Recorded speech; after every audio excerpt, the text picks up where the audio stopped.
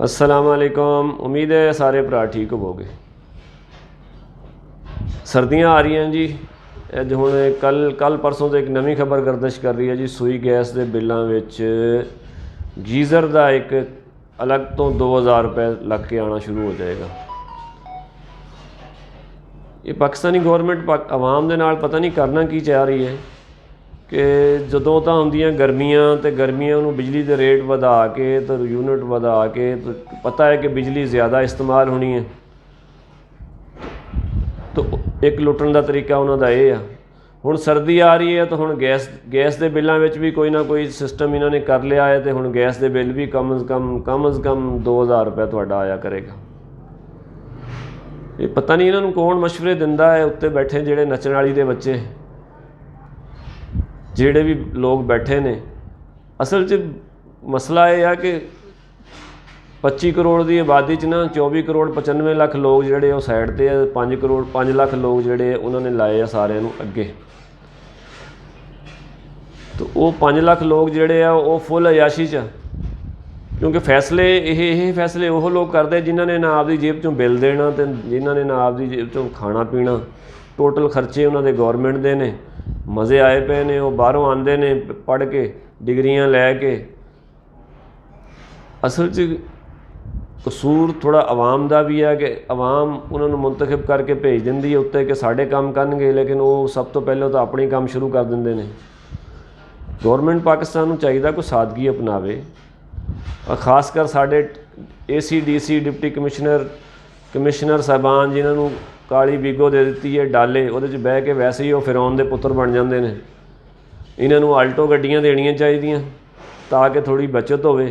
तो जेड़े कौमी असैम्बली सूबाई असैम्बली के मैंबर हजरात आ उन्होंने सिर्फ तनख्वाहां देन, उन्होंने मरात बंद करन, टोटल जेड़े खर्चे आ टोटल अकामोडेशन है वो भी बंद करन, गैस का बिल वो आप देन, बिजली का बिल वो आप देन, पेट्रोल अपने पल्ले पान। फिर उन्होंने अंदाज़ा होवे कि आम लोगों का की हाल है, जिहड़े 60 तो 70% लोग पाकिस्तान है उन्हों की हाल है, किस तरह गुजर रही है।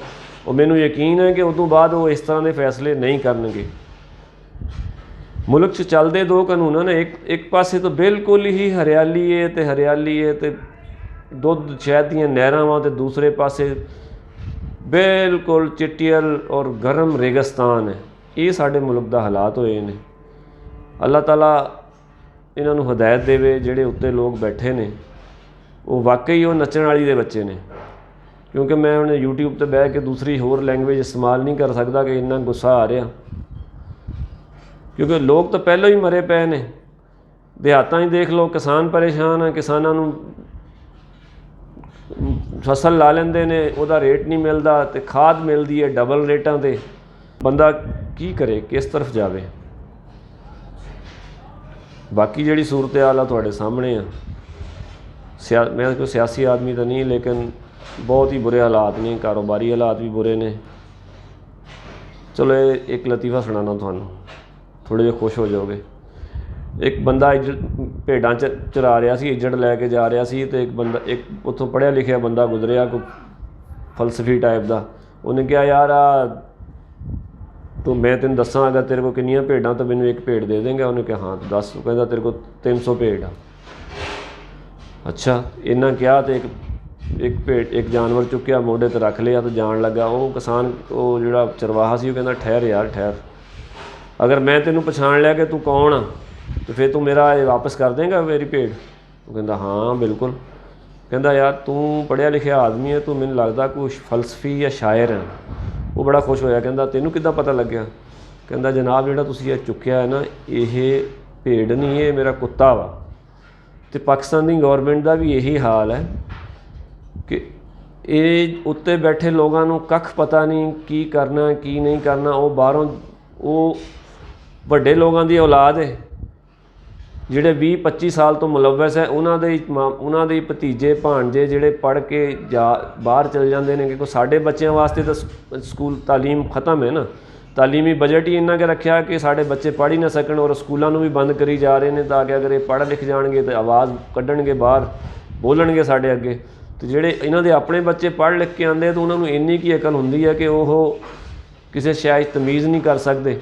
ਫਿਰ ਬਾਕੀ ਜਿਹੜੀ ਸਾਡੀ ਬਿਊਰੋਕ੍ਰੇਸੀ ਹੈ, ਜਿਹੜਾ ਅਮਲਾ ਵਾ ਉੱਤੋਂ ਤੋਂ ਲੈ ਕੇ ਥੱਲੇ ਤੱਕ ਚੋਰ, ਤਾਂ ਉਹ ਫਿਰ ਉਸੇ ਹਿਸਾਬ ਦੀ ਗੌਰਮੈਂਟ ਚੱਲਣੀ ਹੈ। ਅੱਲਾਹ ਤਾਲਾ ਸਾਡੇ ਹੁਕਮਰਾਨਾਂ ਨੂੰ ਹਦਾਇਤ ਦੇਵੇ ਤੇ ਆਵਾਮ ਨੂੰ ਬਚਾਵੇ ਇਹਨਾਂ ਦੇ ਸ਼ਰ ਤੋਂ।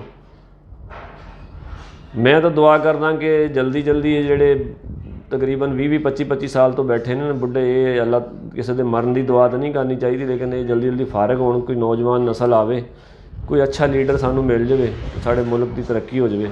ਅੱਲਾਹ ਤਾਲਾ ਸਾਡੇ ਤੇ ਸਾਡੇ ਮੁਲਕ ਦੀ ਹਿਫਾਜ਼ਤ ਫਰਮਾਵੇ, ਸਾਡੇ ਤੇ ਰਹਿਮ ਫਰਮਾਵੇ। ਅੱਲਾਹ ਤਾਲਾ ਸਾਰਿਆਂ ਦੀ ਹਿਫਾਜ਼ਤ ਫਰਮਾਵੇ। ਆਮੀਨ। ਪਾਕਿस्तान जिंदाबाद।